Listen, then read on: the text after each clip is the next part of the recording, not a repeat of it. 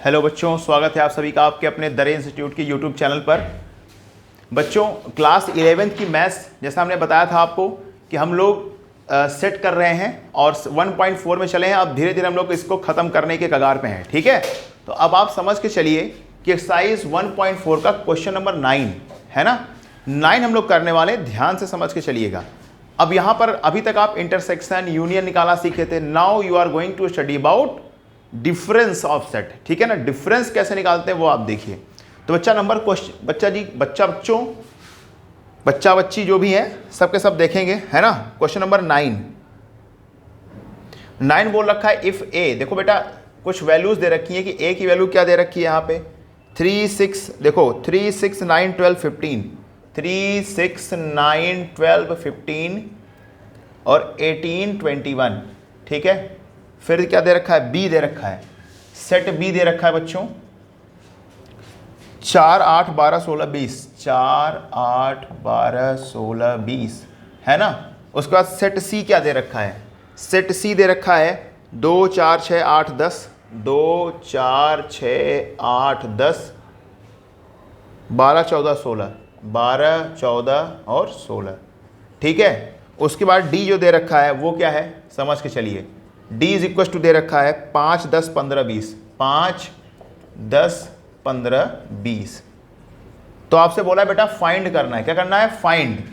आपको क्या करना है बच्चा, फाइंड करना है। मैं पहला, देखो मैं कुछ क्वेश्चंस लिख रहा हूं, है ना। देखो इसमें कुल मिलाकर 12 क्वेश्चंस है। कितने हैं बेटा, 12 क्वेश्चंस हैं। लेकिन मैं आपको इसमें करके दिखाऊंगा 6 क्वेश्चंस आपको, क्योंकि एकदम बिल्कुल सेम पैटर्न से करने हैं। ठीक है, आप 2 ही 3 क्वेश्चन में समझ जाओगे कैसे करना है काम। तो चलिए बच्चा पार्टी यहां लिख लेते हैं। पहला है a माइनस बी, दूसरा लिख रखा है इन्होंने a माइनस सी, फिर तीसरा a माइनस डी, चौथा b माइनस a, पांचवा c माइनस a और छठा है d माइनस a। ठीक है, देखो अब सिंपल सी बात है, इसको हम लेके चलते हैं। 6 क्वेश्चंस लिखे हैं शुरुआत के, और लास्ट के 6 क्वेश्चंस आप खुद से करेंगे। ठीक है, तो समझ के चलिए बच्चों क्या है कहानी। अब देखो a माइनस बी मतलब a में से b के सारे एलिमेंट को निकाल देना है, और जो a वाला बचेगा वही हमारा क्या होगा, आंसर। तो समझ के चलिए। अब तो हम क्या लिखेंगे बेटा, a माइनस बी, मैं यही लिखता चलता हूँ। तो बेटा a में से b के सारे एलिमेंट को माइनस कर दो। तो 4 है, तो 4 कहीं दिख रहा नहीं है, 8 है नहीं है, 12 है, हाँ 12 माइनस हो जाएगा। फिर कौन है, 16 नहीं है, 20 नहीं है। तो बेटा यहां से केवल आप देख पा रहे हैं कि 12 ही हट पाएगा, बाकी कुछ इसमें नहीं मिल रहा। तो a माइनस बी क्या आ जाएगा, 3 6 9 15 18 21। बात समझ गए। तो a डिफरेंस b किया हमने, तो क्या मुझे मिल गया 3 6 9 और 12। देखो यहां था तो हमने क्या कर दिया, इसको माइनस कर दिया, तो क्या बचेगा 15 18 और 21। बात समझ पा रहे हो। तो इस तरीके से बच्चे बहुत गलती करते हैं। हम देखते हैं कि जब a माइनस बी लिखना होता है तो क्या करते हैं, b के एलिमेंट को लिख देते हैं। नहीं, b के एलिमेंट्स को नहीं लिखना है। अब कहोगे सर किसको लिखेंगे फिर, तो बच्चा पार्टी लिखना किसको है, a में से b को माइनस कर रहे हो, यानी a में जितना है ना, उसमें से माइनस कर रहे हो। तो जो बचेगा वो किसका बचेगा, a का ही तो बचेगा। तो यहाँ पे जो बचा हुआ पार्ट्स हम लिखेंगे वो किसका होगा, a का होगा। ठीक है, ध्यान रखिएगा। और अगर मैं दूसरी ट्रिक बताऊं आपको, तो ट्रिक एक बात ध्यान रख लीजिए कि जिसमें से जिसको घटाते हो, यानी कि पहले जो लिखा है वही सेट यहाँ पे लिखा जाएगा। ठीक है, इस तरीके से आप इसको ध्यान में रख सकते हैं। चलिए a माइनस सी की बात करते हैं। तो बेटा अब वही कहानी, लिखा तो a ही जाएगा, लेकिन कब कैसे लिखेंगे, a में से c को माइनस करके। तो a में से c, यानी देखो बच्चा पार्टी 3 तो है नहीं, तो लिख दो 3, 2 है नहीं कि हटाओगे, 4 6 हट गया, तो क्या बचा, 9 भी नहीं है, तो क्या बचेगा 9। अब बताओ 8 नहीं है, 10 नहीं है, 12 हट गया, तो क्या बचेगा 15, फिर 14 नहीं है, हट गया 16, ये भी नहीं है, तो क्या बच गया आपका यहाँ पे 18 और 21। देख पा रहे हो आप। देखो इसमें 6 था, 6 गायब हो गया, 12 था, 12 गायब हो गया, और कोई मैचिंग नहीं है।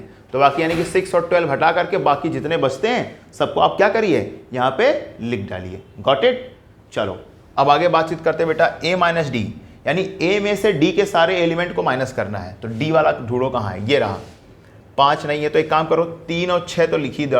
अब देखो 9 है, नहीं है, 9 में लिख दिया, 12 नहीं है, लिख दिया, 15, देखो 15 यहाँ है 15 हटा दो, क्या बचेगा 18, और 20 तो लिखना ही नहीं है ही नहीं, तो 21 है ना। तो इसमें बस देखो 15 आपको मिला था, तो 15 हमने क्या कर दिया, माइनस कर दिया, बाकी ए के जितने एलिमेंट्स हैं हमने सबको लिख दिया। बात समझ गए। चलो अब हम बात करते हैं बी माइनस ए की। किसकी बात करते हैं बच्चों, बी माइनस ए की बातचीत करके चलते हैं। तो देखिए यहां पर क्या है कहानी, समझना है आपको। ठीक है, अब क्या करना है बच्चों, आपको समझना है। देखिए बी में से ए को माइनस करना है।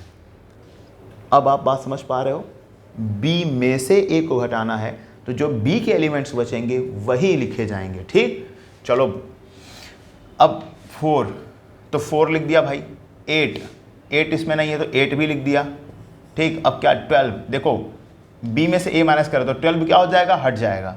15 है ही नहीं तो 16 लिख दो डायरेक्टली। अब उसके बाद 20 नहीं है तो 20 लिख दिया। ठीक है, यानी अब ये जो बचा है बी वाले एलिमेंट को लिख देंगे, क्योंकि देखो यहाँ पे 12 है और यहाँ भी क्या है 12 है, तो 12 से 12 क्या हो गया, माइनस हो गया। तो जो बचा हुआ 16 और 20 वो लिख दिया, क्योंकि वो भी यहाँ नहीं है, नहीं तो वो भी हट जाता। ठीक, तो बी के जितने एलिमेंट बचे हैं वो हमने लिख दिए। अब हम बात करेंगे बच्चों सी माइनस ए की। किसकी बात करेंगे, सी माइनस ए की। अच्छा, अब क्या ध्यान देना है, सी में से ए को माइनस करना है। इट मीन्स सी के बचे हुए एलिमेंट्स को लिखना है। तो बेटा सी में से ए को माइनस करेंगे तो देखो 2 तो है नहीं तो 2 लिख दो, 3 भी नहीं है तो 4, 6 देखो है, हटा दिया, क्या बचा फिर 8, फिर 10, 12 देखो मिल गया, हटा दिया, 14 नहीं है तो 14 लिख दिया हमने।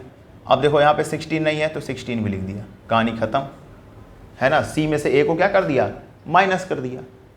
बात समझ पा रहे हैं आप। अब इसके बाद डी में से ए को माइनस करेंगे, तो डी में से ए को माइनस करना है, तो भाई 5 तो है नहीं तो 5 तो लिख ही दो डी वाले का। 10 भी नहीं है 10 भी लिख दो।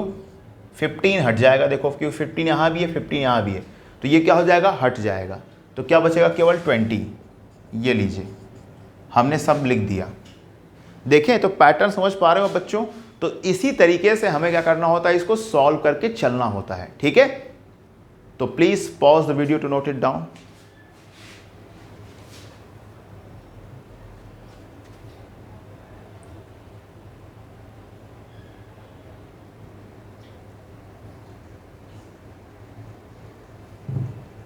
ओके, चलते हैं क्वेश्चन नंबर 10 की तरफ।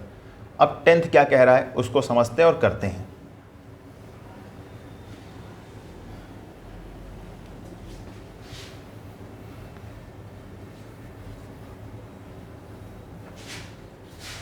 Question number 10 is saying that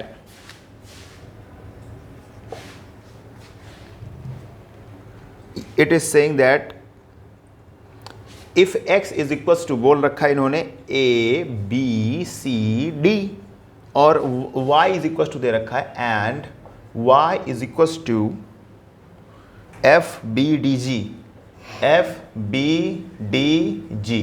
ठीक है, चलो भाई, तो आपसे देखो 3 क्वेश्चन पूछा है, मैं तीनों यहाँ पे लिख करके आपको समझा देता हूँ। x minus y, second y minus x, ठीक है, और जो आपका 4th नंबर बनता है बेटा, सॉरी 3rd नंबर जो बनेगा वो क्या बनेगा, 3rd number x intersection y। चलो शुरू करते हैं फिर। देखिए बच्चों x माइनस वाई ये बिल्कुल डिफरेंस है जैसे पिछले वाले क्वेश्चन में किए थे, यानी x में से y को क्या कर दोगे, माइनस। तो x में से y को माइनस, तो देखो a बचा हुआ है तो a लिख दो, b हट जाएगा कोई मतलब नहीं, c बचेगा, d भी हट जाएगा, हो गया खत्म कहानी, x माइनस वाई आ गया। ठीक, y माइनस एक्स मतलब y में से x को माइनस करेंगे तो y के जो एलिमेंट्स बचेंगे उसको रखेंगे।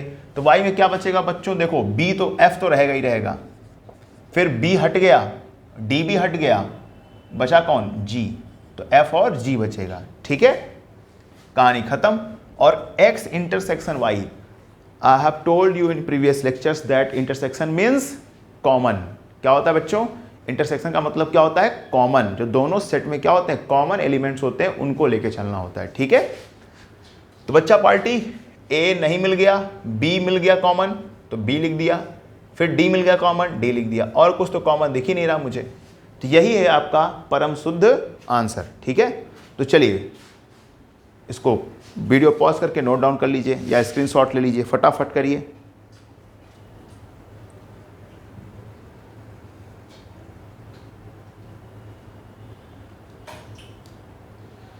ओके, देखिए बच्चों क्वेश्चन नंबर 11, ये तो थ्योरेटिकल है बच्चों, पूछ रहा है if R is the set of real number. क्या पूछा बच्चों?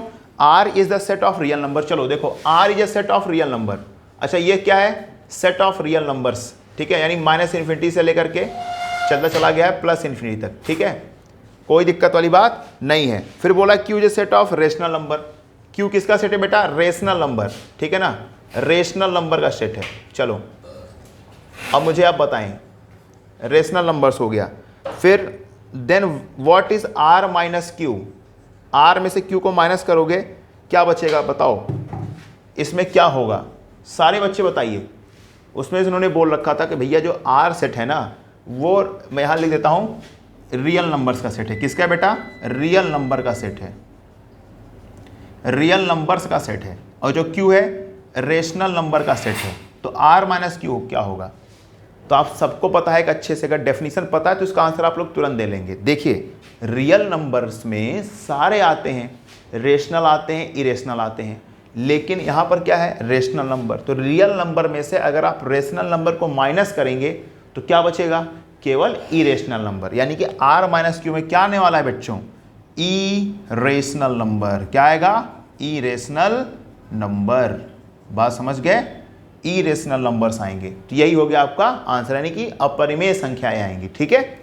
तो लिख लीजिए भाई, 11 नंबर भी हो गया, क्वेश्चन नंबर 11 था, सॉल्यूशन 11, ठीक है, 11 भी लिख लीजिए। इस तरीके से आपको काम करना है, ठीक है। चलिए pause the video to note it down.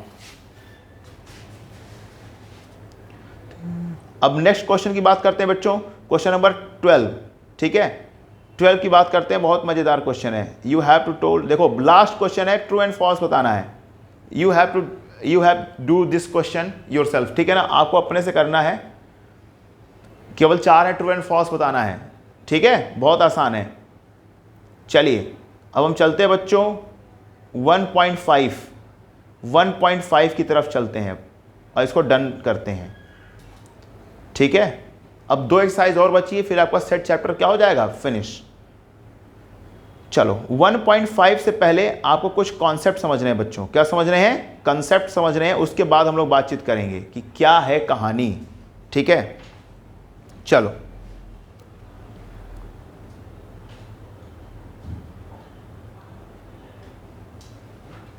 देखिए, शुरू करते हैं। अब बच्चों लोग समझने वाले हैं, आपने सारी बातें समझ ली, finite set, infinite set, intersection, union, difference, है ना। नाउ अब आप जो समझने वाले हैं वो समझने वाले हैं यूनिवर्सल सेट के बारे में और कॉम्प्लीमेंट ऑफ सेट। आप कहोगे सर ये क्या चीज़ है? कॉम्प्लीमेंट का मतलब होता है पूरक समुच्चय। क्या होता है बच्चा? पूरक समुच्चय। आइए बातचीत करते हैं, समझते हैं, है ना।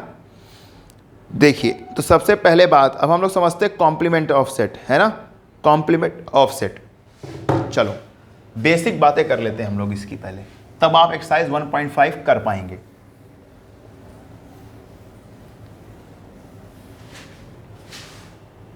Okay, complement of set, complement of set, complement of set यानी कि समुच्चय का पूरक।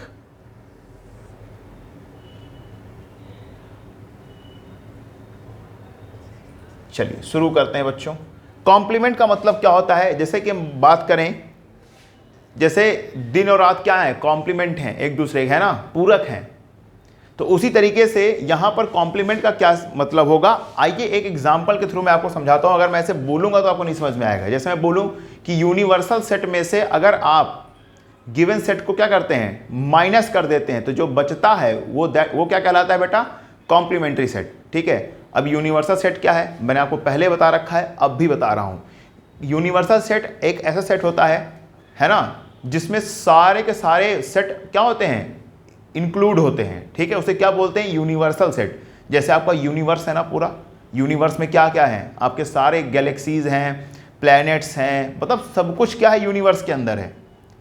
तो universe is a universal set और galaxies, planets, it is the subset, है ना। फाइनाइट सेट, इनफाइनाइट सेट, इसके अंदर जो भी कुछ आता है, जितने भी सेट होते हैं, सब यूनिवर्सल सेट के अंदर इंक्लूडेड होते हैं, ठीक है।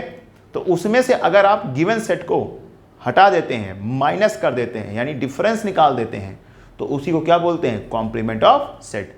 ठीक है, बोल के भी समझा दिया, आइए लिख के मैं समझाता हूँ सारी बातें। ठीक, देखो बच्चा पार्टी, जैसे मैंने आपको एक सेट दिया है ना, एक सेट दिया, let set A is equals to 2 3 7, ये दे दिया मैंने, है ना। तो अब सिंपल सी बात है, अब मैंने यूनिवर्सल सेट दे रखा है आपको, एक यूनिवर्सल सेट गिवन है, एक यूनिवर्सल सेट गिवन है यहाँ पे 1 2 3 4 5 6 7 8, ये आपको यूनिवर्सल सेट गिवन है। ठीक है, अब मैंने बोला कि आपको क्या करना है बेटा? कॉम्प्लीमेंट निकालना है। फाइंड, मैंने आपसे क्वेश्चन बोल दिया, find complement of A, complement of set A, of set A. ठीक है, कॉम्प्लीमेंट आपको फाइंड आउट करना है। तो सिंपल सी बात है, कैसे करोगे? पहली बात तो कॉम्प्लीमेंट को लिखते कैसे हैं वो जान लो। तो कॉम्प्लीमेंट को लिखने का तरीका जो होता है, ए डैश करके लिखते हैं। क्या लिखते हैं बच्चा? ए डैश करके लिखते हैं। और ए डैश की मीनिंग होती है कि यूनिवर्सल में से ए को क्या करना होता है? माइनस करना होता है। यूनिवर्सल सेट में से ए को, सेट ए को क्या करते हैं बच्चों? माइनस करते हैं, इट मीन्स डिफरेंस निकालते हैं। ठीक, तो आइए देख लेते हैं। तो यूनिवर्सल क्या लिखा है देख लो, 1 से लेकर के 8 तक की इसमें काउंटिंग लिखी हुई है। ए को माइनस करेंगे तो 2 3 7, 2 3 और 7 क्या हो जाएगा? खत्म। ये क्या हो जाएगा? 2 3 7 खत्म, बाकी जो बचेगा उसको लिख देंगे। ठीक, तो सिंपल सी बात है, क्या मिलेगा? 1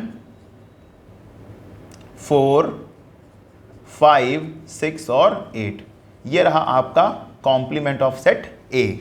सेट ए का यानी समुच्चय ए का पूरक समुच्चय। बात समझ गए आप अच्छे से? तो इस तरीके से हम क्या करते हैं बच्चों? कॉम्प्लीमेंट निकालते हैं। क्लियर है बात? ठीक, चलो अब आगे बातचीत करते हैं इसके आगे।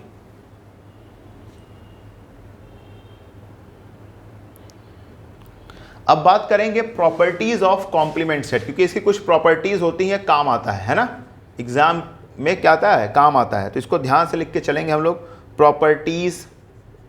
Properties of complement set, properties of complement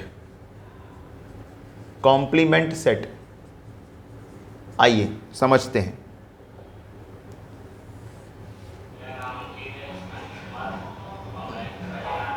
पहला जो होता है इसको बोलते हैं हम लोग बोलते हैं इसको कॉम्प्लीमेंट लॉ। क्या बोलते हैं बच्चा? कॉम्प्लीमेंट लॉ, कॉम्प्लीमेंट लॉ बोलते हैं। अब कॉम्प्लीमेंट लॉ क्या होता है? इसमें क्या होता है, अगर आप ए यूनियन ए डैश निकालें तो आपको जो मिलेगा वो मिलेगा यूनिवर्सल सेट। क्या मिलेगा बच्चों? Universal set. यानी कि कॉम्प्लीमेंट लॉ क्या होता है कि अगर आपने सेट ए का और ए डैश का आपने क्या निकाल दिया? यूनियन निकाला, तो आपको जो मिलेगा वो क्या मिलेगा? यूनिवर्सल सेट मिलेगा। ठीक, दूसरा होता है मोस्ट इंपॉर्टेंट लॉ, जिसको बोलते हैं डी मॉर्गन्स लॉ। क्या बोलते हैं बच्चों? D Morgan's law. ठीक है, D Morgan's law. D Morgan's आपने बनाया था इसे, इसलिए उनके नाम पे क्या पड़ गया? D Morgan's law. D Morgan's law क्या कहता है कि अगर आप, मैं यहाँ नीचे लिखता हूँ, चलो यहीं लिख देता हूँ कि अगर ए यूनियन बी का होल डैश अगर आप लिखते हैं, है ना, अगर आप ए यूनियन बी का क्या लिखते हैं बच्चों? होल डैश लिखते हैं, तो ये कहते हैं कि ए डैश इंटरसेक्शन बी डैश के बराबर होता है। यही है हमारा डी मॉर्गन्स लॉ। और दूसरा बात इसमें एक और है, ये तो पहला वाली बात है, ये दूसरी वाली बात क्या है कि ए इंटरसेक्शन बी का होल डैश अगर आप लिखते हैं तो इसमें आप क्या लिख सकते हैं? A union A dash union B dash. ठीक है, तो अगर यूनियन है तो आप इंटरसेक्शन लगा के डैश कर देंगे, और अगर इंटरसेक्शन है तो डैश लगा के क्या करेंगे? यूनियन लिखेंगे। This is called, it is called what? D Morgan's law. ठीक है, ध्यान रखिएगा, बहुत अच्छे से यूज करेंगे इसका। ठीक है, चलिए आगे की बातचीत कर लेते हैं। फिर बोलते हैं लॉ ऑफ डबल कॉम्प्लीमेंट, है ना। डबल कॉम्प्लीमेंट यानी मैं डायरेक्टली लिखता हूं, अगर ए कॉम्प्लीमेंट का अगर कॉम्प्लीमेंट निकालते हैं तो आपको क्या मिलेगा? ए मिलेगा। क्या मिलेगा? ए। बात समझ गए? अगर पहले से ही कोई कॉम्प्लीमेंट सेट है, उसका अगर फिर से अगर आप कॉम्प्लीमेंट निकालते हैं तो जो मिलेगा वो किसके इक्वल होगा? वापस ओरिजिनल सेट ए के इक्वल होगा। ठीक, और एक आखिरी हम लोग कर लेते हैं, अगर आप, है ना, अगर आप क्या करते हैं, फाई का कॉम्प्लीमेंट निकालते हैं तो हमेशा क्या मिलेगा, यूनिवर्सल सेट मिलेगा, है ना, क्या मिलेगा, यूनिवर्सल सेट मिलेगा। ठीक, अगर आप फाई का डैश निकालते हैं, फाई क्या है, इम्पटी सेट है, अगर इम्पटी सेट का अगर कॉम्प्लीमेंट निकालते हैं तो वो यूनिवर्सल सेट के इक्वल होगा। बात समझ गए? और इसी को आप ऐसे ही बोल सकते हैं कि अगर आपने यूनिवर्सल सेट का कॉम्प्लीमेंट निकाला तो जो आपको मिलेगा वो क्या मिलेगा, फाई मिलेगा। क्या मिलेगा बच्चों, फाई, क्योंकि यूनिवर्सल में से यूनिवर्सल को माइनस करोगे तो कोई एलिमेंट ही नहीं बचेगा यूनिवर्सल सेट में, तो क्या हो जाएगा वो, फाई, क्योंकि empty set is known as phi. ठीक है, चलो, तो ये हमने प्रॉपर्टीज बताई, ये कुछ हमने एक क्वेश्चन लगा के सिखा दिया आपको। अब आप इस योग्य हो गए हैं कि आप एक्सरसाइज, नेक्स्ट एक्सरसाइज यानी कि 1.5 कर सकते हैं। तो please pause the video to note it down.